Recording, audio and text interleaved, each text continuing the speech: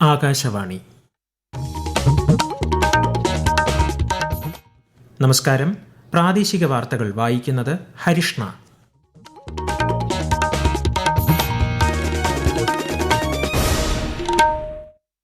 പ്രധാന വാർത്തകൾ. തീവ്ര വോട്ടർ പട്ടിക പരിഷ്കരണത്തിന്റെ നിയമസാധുത ശരിവച്ച് സുപ്രീംകോടതി. സ്വതന്ത്രവും നീതിയുക്തവുമായ തിരഞ്ഞെടുപ്പുകളുടെ ഭരണഘടനാപരമായ അനിവാര്യതയാണ് SIR ഉയർത്തിപ്പിടിക്കുന്നതെന്ന് സുപ്രീംകോടതി. മുഖ്യമന്ത്രി VD സതീശൻ ഇന്ന് ആഭ്യന്തരമന്ത്രി അമിത്ഷായുമായി ന്യൂഡൽഹിയിൽ കൂടിക്കാഴ്ച നടത്തും. CMRL കേസിൽ പ്രതിപക്ഷ നേതാവ് പിണറായി വിജയന്റെ വസതി ഉൾപ്പെടെ 12 കേന്ദ്രങ്ങളിൽ ED റെയ്ഡ്. മൂല്യനിർണ്ണയത്തിനായി ഉപയോഗിക്കുന്ന ഓൺ സ്ക്രീൻ മാർക്കിംഗ് സംവിധാനത്തിൽ പിഴവുകൾ സംഭവിച്ചിട്ടില്ലെന്ന് CBSE. സംസ്ഥാനത്തിന്റെ തീരപ്രദേശങ്ങളിൽ ഇന്ന് കടലാക്രമണത്തിന് സാധ്യതയെന്ന് ദേശീയ സമുദ്ര പഠന ഗവേഷണ കേന്ദ്രം. കേരള, തമിഴ്നാട് തീരങ്ങളിൽ മത്സ്യബന്ധനത്തിന് വിലക്ക്. IPL എലിമിനേറ്ററിൽ സൺറൈസേഴ്സ് ഹൈദരാബാദ് ഇന്ന് രാജസ്ഥാൻ റോയൽസിനെ നേരിടും. വാർത്തകൾ വിശദമായി. തീവ്ര വോട്ടർ പട്ടിക പരിഷ്കരണത്തിന്റെ നിയമസാധുത സുപ്രീംകോടതി ശരിവച്ചു. തിരഞ്ഞെടുപ്പ് കമ്മീഷന്റെ നടപടിക്രമങ്ങൾ 1950 ജനപ്രാതിനിധ്യ നിയമത്തിനും 1960 വോട്ടർ രജിസ്ട്രേഷൻ ചട്ടങ്ങൾക്കും വിരുദ്ധമാണെന്ന വാദം കോടതി തള്ളി. ബീഹാറിൽ SIR നടത്തുന്നതിനായി കഴിഞ്ഞ വർഷം ജൂണിൽ തിരഞ്ഞെടുപ്പ് കമ്മീഷൻ പുറപ്പെടുവിച്ച വിജ്ഞാപനത്തെ ചോദ്യം ചെയ്ത് നൽകിയ ഹർജികളിലാണ് വിധി.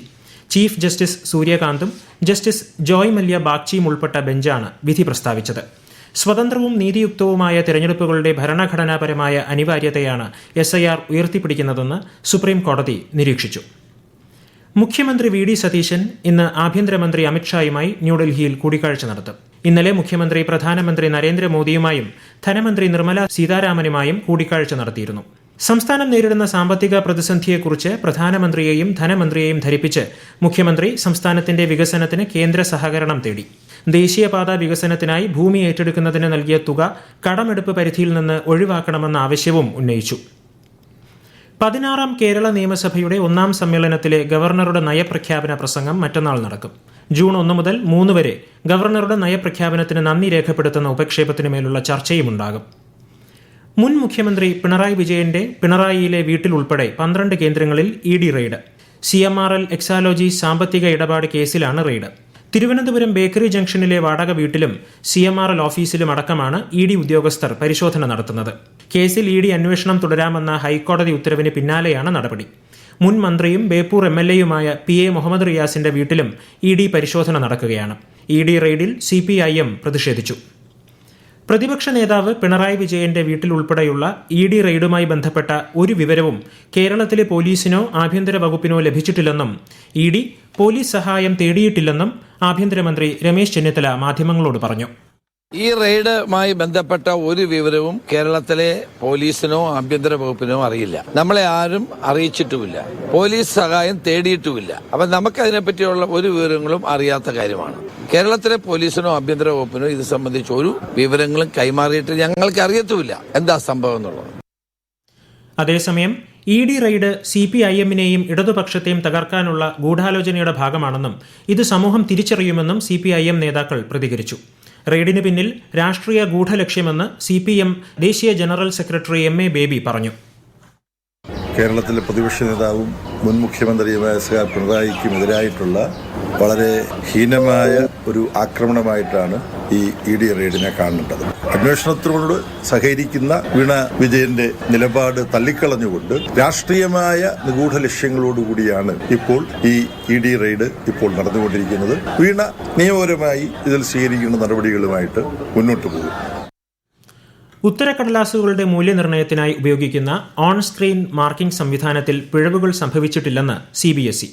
പോർട്ടലിലെ സുരക്ഷാ സംവിധാനങ്ങൾ സുതാര്യവും കാര്യക്ഷമവുമാണെന്നും ബോർഡ് അറിയിച്ചു. യഥാർത്ഥ മൂല്യനിർണ്ണയ പ്രവർത്തനങ്ങൾക്കായി വിന്യസിച്ചിരിക്കുന്ന പോർട്ടലിൽ സുരക്ഷാ ലംഘനങ്ങളൊന്നും കണ്ടെത്തിയിട്ടില്ലെന്ന് CBSE വ്യക്തമാക്കി. നീറ്റ് UG 2026 ചോദ്യപേപ്പർ ചോർച്ചയുമായി ബന്ധപ്പെട്ട് CBI 2 പേരെ കൂടി അറസ്റ്റ് ചെയ്തു. ഇതോടെ കേസിലെ ആകെ അറസ്റ്റിലായവരുടെ എണ്ണം 13ആയി. ലാത്തൂരിലെ ഡോക്ടർ മനോജ് ഷിരൂരെ, പൂനെയിലെ അഭാങ് പ്രഭു മെഡിക്കൽ അക്കാദമിയിലെ ഫിസിക്സ് അധ്യാപകൻ തേജസ് ഹർഷത് കുമാർ ഷാ എന്നിവരാണ് പുതിയതായി അറസ്റ്റിലായത്. ഈ ചലാൻ നോട്ടീസുകൾ എന്ന് അവകാശപ്പെടുന്ന വ്യാജ വാട്സാപ്പ് സന്ദേശങ്ങൾ ശ്രദ്ധയിൽപ്പെട്ടതായി PIB ഫാക്ട് ചെക്ക് വിഭാഗം അറിയിച്ചു. വ്യാജ പേയ്മെന്റ് ലിങ്കുകളിലൂടെ വാഹനങ്ങൾ ഗതാഗത നിയമലംഘനത്തിൽ ഉൾപ്പെട്ടിട്ടുണ്ടെന്നും ട്രാഫിക് ചലാൻ തീർപ്പ് കൽപ്പിച്ചിട്ടില്ലെന്നും അവകാശപ്പെടുന്ന സന്ദേശം വ്യാജമാണെന്നും അത്തരം അജ്ഞാതമോ സംശയാസ്പദമോ ആയ ലിങ്കുകളിൽ ക്ലിക്ക് ചെയ്യരുതെന്നും സർക്കാർ അറിയിച്ചു. പ്രധാനമന്ത്രി നരേന്ദ്രമോദി ജനങ്ങളുമായി ആശയങ്ങൾ പങ്കുവയ്ക്കുന്ന പ്രതിമാസ റേഡിയോ പ്രഭാഷണ പരിപാടി മൻ കി ബാത്ത് ഈ മാസം 31-ന്.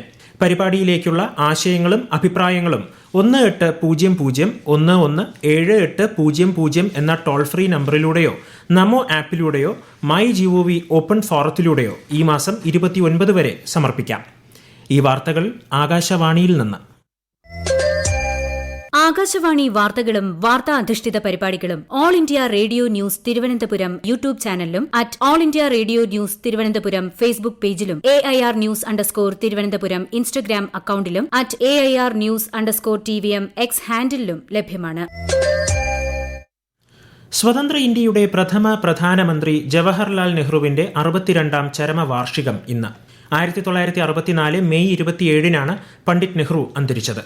പ്രധാനമന്ത്രി നരേന്ദ്രമോദി, ലോക്സഭാ സ്പീക്കർ ഓം ബിർള തുടങ്ങിയവർ പണ്ഡിറ്റ് നെഹ്റുവിന് ശ്രദ്ധാഞ്ജലി അർപ്പിച്ചു. ഡൽഹിയിലെ ശാന്തിവനിലെത്തി കോൺഗ്രസ് അധ്യക്ഷൻ മല്ലികാർജ്ജുൻ ഖർഗെ, ലോക്സഭയിലെ പ്രതിപക്ഷ നേതാവ് രാഹുൽ ഗാന്ധി എന്നിവർ അദ്ദേഹത്തിന്റെ സ്മൃതി മണ്ഡലത്തിൽ പുഷ്പാർച്ചന നടത്തി. സ്നേഹത്തിന്റെയും സാഹോദര്യത്തിന്റെയും ഓർമ്മകളുമായി ഇസ്ലാം മതവിശ്വാസികൾ നാളെ ബലിപെരുന്നാൾ ആഘോഷിക്കും. ത്യാഗസ്മരണകളുമായാണ് ബലിപെരുന്നാൾ ആഘോഷിക്കുന്നത്. പ്രവാചകനായ ഇബ്രാഹിം നബി ആദ്യപുത്രനെ അല്ലാഹുവിന്റെ കൽപ്പന മാനിച്ച് ബലിയർപ്പിക്കാൻ ശ്രമിച്ചതിന്റെ ഓർമ്മ പുതുക്കലാണ് വലിയ പെരുന്നാൾ. കൂടുതൽ വിവരങ്ങളുമായി ആകാശവാണി കോഴിക്കോട് ജില്ലാ പ്രതിനിധി നസീർ ബാബു.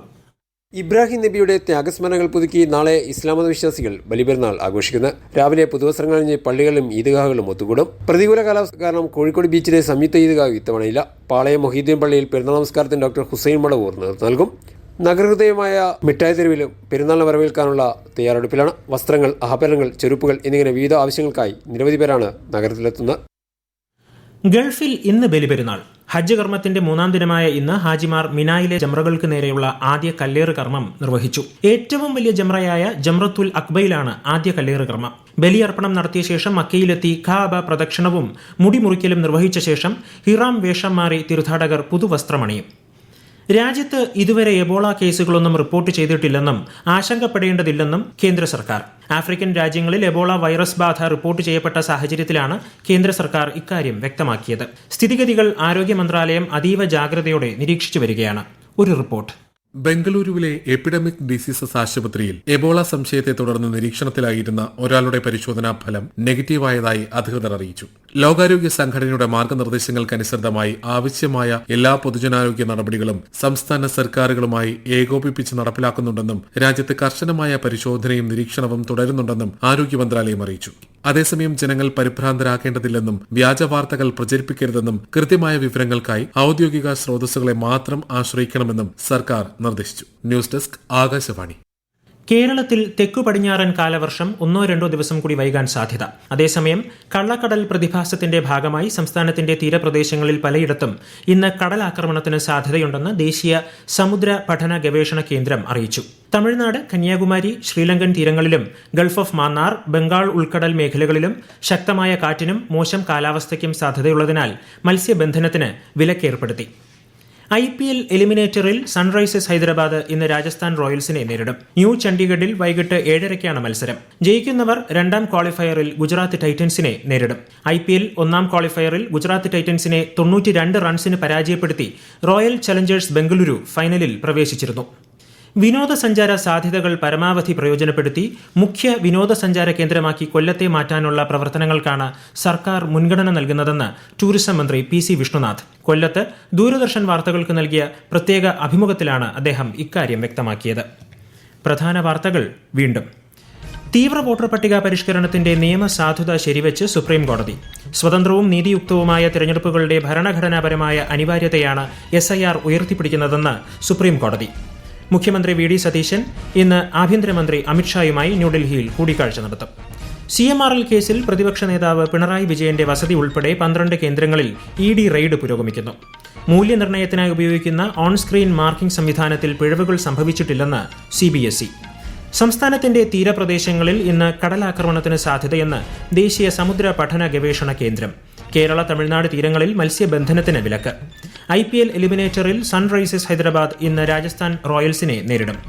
പ്രാദേശിക വാർത്തകൾ കഴിഞ്ഞു. അടുത്ത വാർത്താ പ്രക്ഷേപണം 12:50.